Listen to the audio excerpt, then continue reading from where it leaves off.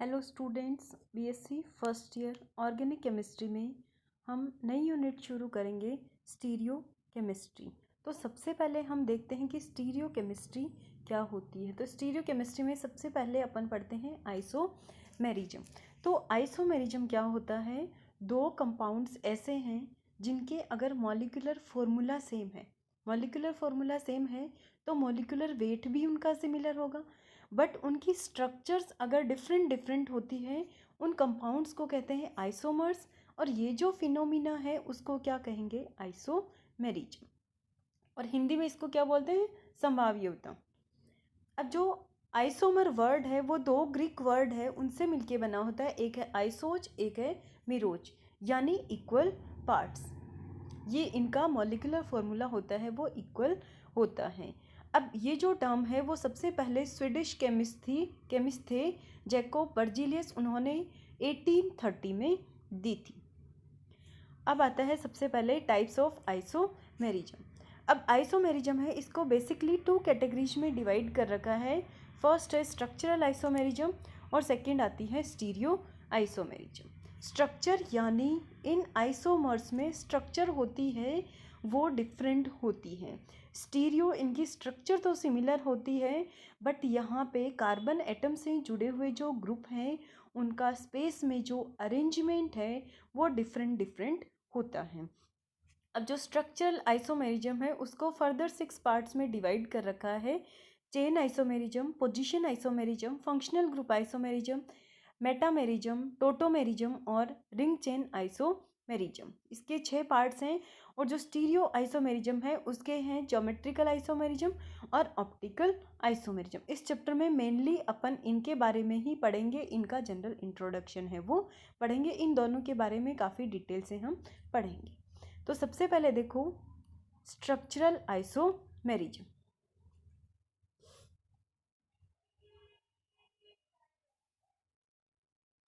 तो structural isomerism में क्या होता है कि जो आइसोमर्स है उनकी स्ट्रक्चर होती है वो डिफरेंट होती है। इस आइसोमेरिज्म को और क्या बोलते हैं? Constitutional isomerism. ठीक है। और यहाँ पे फंक्शनल ग्रुप डिफरेंट हो सकते हैं या सब्स्टिट्यूएंट हैं, उनकी पोजीशन है वो अलग अलग हो सकती है। इन स्ट्रक्चरल आइसोमेरिज्म के IUPAC नेम्स हैं वो भी डिफरेंट होते हैं। यहाँ पे फंक्शनल ग्रुप है वो सिमिलर हो सकते हैं या डिफरेंट भी हो सकते हैं। ठीक है। अब इसका फर्स्ट टाइप आता है चेन आइसोमेरिज्म।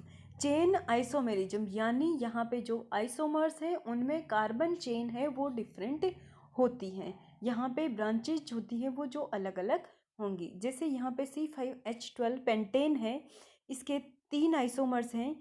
पहला देखो N पेंटेन, 5 कार्बन एक स्ट्रेट चेन में।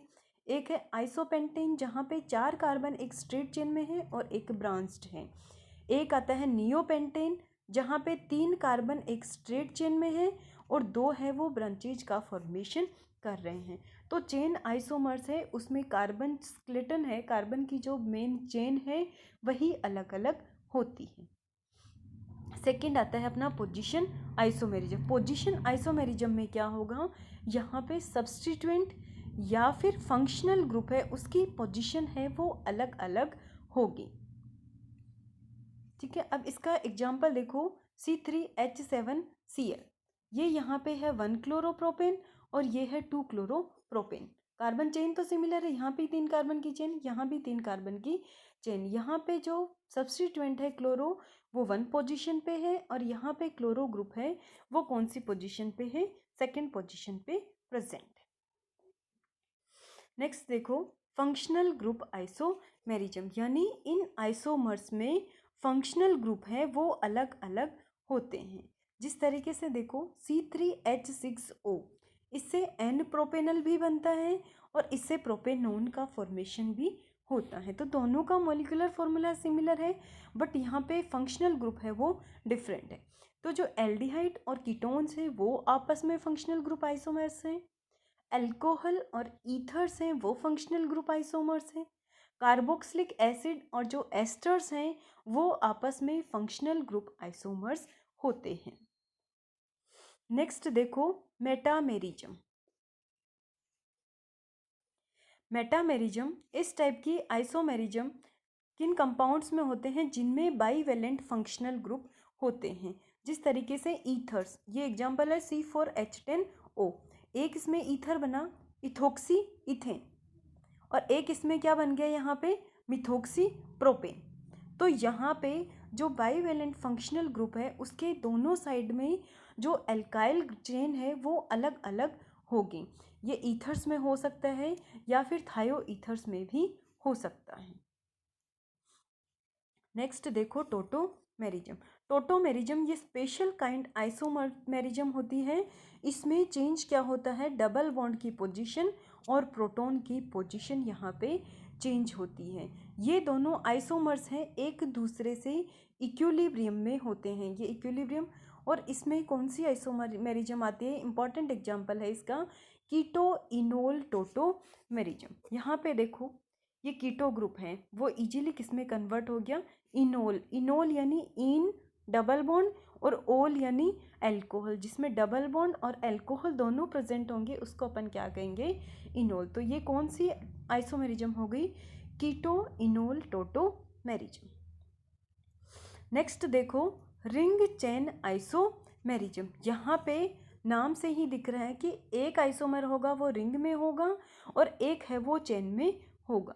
यहाँ एग्जाम्पल देखो C3H6 है, तो यहाँ पे एक है प्रोपीन और दूसरा आ गया साइक्लोप्रोपेन। एक डबल बॉन्ड है वो इस साइक्लिक स्ट्रक्चर के इक्विवेलेंट होता है।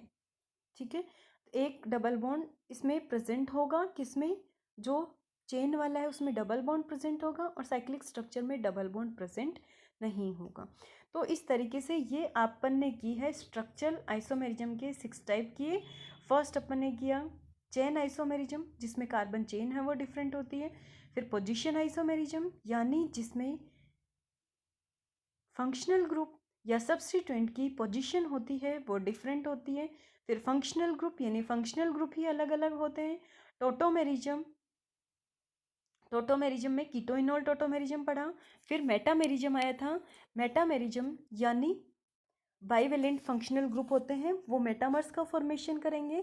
फिर लास्ट अपना आ गया रिंग चेन आइसोमेरिज्म। तो ये अपने हो गए स्ट्रक्चरल आइसोमेरिज्म जो केवल स्ट्रक्चर चेंज होती है। नेक्स्ट आता है अपना स्टीरियो आइसोमेरिज्म। स्टीरियो आइसोमर्स यानी इन कंपाउंड्स का केमिकल फॉर्मूला सेम होता है, इनकी स्ट्रक्चर्स भी सिमिलर होती है, बट यहाँ पे जो एटम्स होते हैं उनका स्पेस में जो अरेंजमेंट होता है वो डिफरेंट होता है। अब जो स्टीरियो आइसोमेरिज्म है उसको 2 कैटेगरीज में क्लासिफाई कर रखा है। फर्स्ट है ज्योमेट्रिकल आइसोमेरिज्म। ज्योमेट्रिकल आइसोमेरिज्म है, इसका दूसरा नाम है सिस ट्रांस आइसोमेरिज्म। ठीक है, अब इन आइसोमर्स में देखो ये एल्कीन्स में होती हैं, यहाँ पे सिस टू ब्यूटीन है, यहाँ पे दोनों मिथाइल ग्रुप है वो ऊपर की तरफ है, लेकिन जो ट्रांस टू ब्यूटीन है उसमें दोनों मिथाइल ग्रुप है वो एक दूसरे से क्रॉस में प्रेजेंट है। तो ज्योमेट्रिकल आइसोमेरिज्म यानी ये स्टीरियो आइसोमेरिज्म का पार्ट है। देखो इस कार्बन से भी मिथाइल और हाइड्रोजन अटैच है, यहाँ भी मिथाइल और हाइड्रोजन है, ऐसा ही इसमें है, प्रत्येक कार्बन से मिथाइल और हाइड्रोजन अटैच है, बट इनका स्पेस में अरेंजमेंट डिफरेंट है। यहाँ पे दोनों एक साइड में है और यहाँ पे दोनों क्रॉस में उपस्थित है। जिसमें सेम ग्रुप सेम साइड में होंगे उसको कहेंगे सिस एल्कीन, और जिसमें क्रॉस में होते हैं उसको क्या बोलेंगे? Trans alkene. नेक्स्ट आता है अपने optical isomerism. Optical isomerism compounds that exhibit optical isomerism feature similar bond similar होते हैं, बट स्पेस में अरेंजमेंट होता है वो डिफरेंट होता है। और ये जो कंपाउंड्स होते हैं अपनी मिरर इमेज पर नॉन सुपर इम्पोजेबल होते हैं। ठीक है, ये टर्म्स आगे डायग्राम में देखेंगे कि किस तरीके से मिरर इमेज पे नॉन सुपर इम्पोजेबल होते हैं। तो जो ऑप्टिकल आइसोमर्स है उनको और क्या बोल देते हैं? इनेंशियोमर, इनेंशियोमॉर्फ, इन्वर्टोमर्स और ऑप्टिकल एंटीपोड। तो ऑप्टिकल आइसोमेरिज्म यानी the compound which not super impose on their mirror image, इनकी मिरर इमेज होती है और उस पर ये सुपर इम्पोज नहीं होते। Enantiomer differ from each other in their optical activity. कुछ कंपाउंड्स होते हैं अपन पढ़ते हैं ऑप्टिकली एक्टिव होते हैं, यानी ये प्लेन पोलराइज्ड लाइट है, उसके प्लेन को रोटेट कर देते हैं। जो क्लॉकवाइज रोटेट करेगा उसको कहेंगे डेक्सो रोटेटरी, और जो एंटी क्लॉकवाइज करेगा उसको क्या कहेंगे, लीवो रोटेटरी। तो डेक्सो रोटेटरी को स्मॉल डी या प्लस से रिप्रेजेंट किया जाता है, और लीवो रोटेटरी को स्मॉल एल या फिर माइनस के साइन से रिप्रेजेंट किया जाता है। अब क्या कारण है कि कंपाउंड्स में ऑप्टिकल एक्टिविटी होती है? इसका मेन रीजन है मॉलिक्यूलर कायरलिटी, मॉलिक्यूल का कायरल होना। अब लिबेल और वॉन्टहॉफ के अकॉर्डिंग कार्बन है, टेट्राहेड्रल ज्योमेट्री होती है कार्बन की, जब ये सैचुरेटेड होता है इसकी 4 वैलेंसी है, वो टेट्राहेड्रॉन के चारों कॉर्नर्स की तरफ होती है यहाँ पे।